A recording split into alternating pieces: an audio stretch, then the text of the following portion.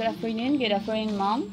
So, I will continue the discussion of Miss Libby Mata. So, I will tackle about the national accounting. So, the national accounting is conducted in order to measure the economic activity taking place in the other country during a given period of time. So, the national accounting is nag-develop ni siya in tandem with macroeconomics from 1930s. So, that categorized as consumption or investment of total output through interaction. So, the national accounting all about are the system of account and develops for the sheets that provide diha nimo siya makita the katong ginahimo na conceptual framework. So, which means is the economy. So, this indicated that by the region that we called by the nation. So, the internationally is a grade standard set of the recommendation how to compile measure of economic activity.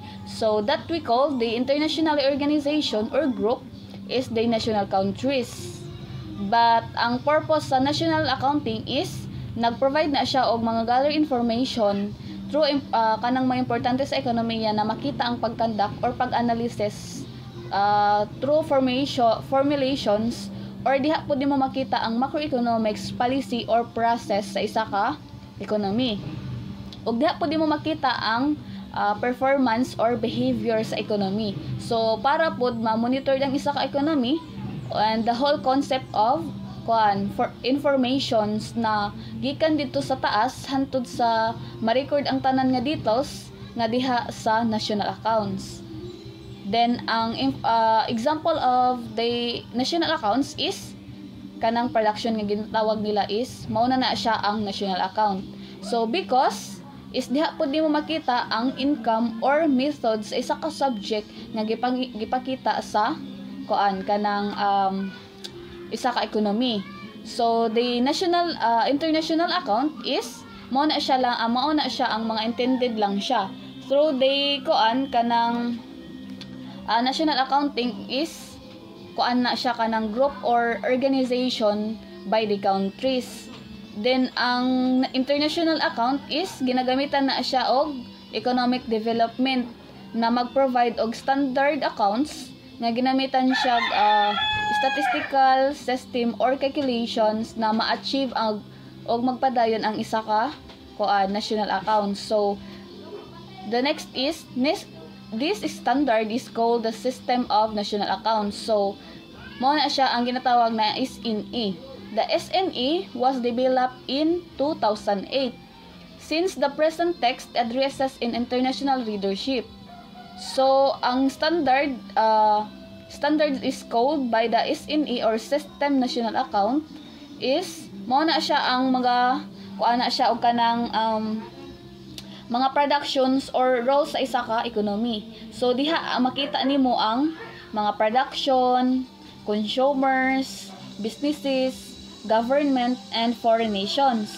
Diha pud mo makita ang mga taxes recorded nga gipakita ang mga katunggikan sa economy hantod nga sila ang mo process ana nga unsaon pag-balance ang consumption or pag-process sa saving or investment process. So we have the main methods of calculating national income are.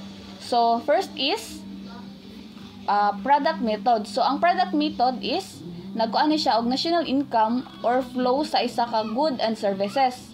So ang the second is moto siya ang income method. So diha nimo makita ang flow of factors incomes, diha pud nimo makita ang mga production labor, mga capital, land and entrepreneurship. Pag maingon tag labor is we get your salaries, but the capital is unsa man ang iyahang outcome.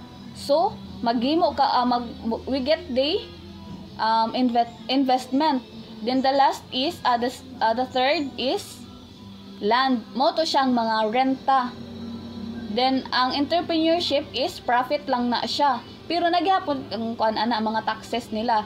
Mo na siyang ginatawag na siya mga taxes gikan sa kanang gobyerno. So the last is expenditure. method. So mag-measure ni siya og flow and expenditure or GDP.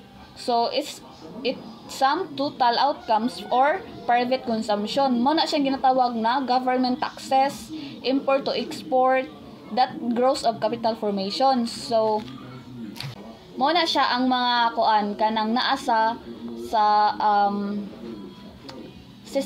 system national account. So dira magkita ang mga details with regards sa mga kuan kanang nakatali sa unsaon pagkwenta, unsaon pag means accounting is mo na sila ang naga kuan balance sa mga kuan kanang mga kantidad nga perti gani katag-as na ang mga kuan kanang ilahang totalon nga natanan dira ang mga detailed nga dili lang na siya ingon nga pataka-taka ra ka og detailed, which means na pang national or international na siya na kuan kanang purposes. So these are the national accounting. So that's would be all. Thank you.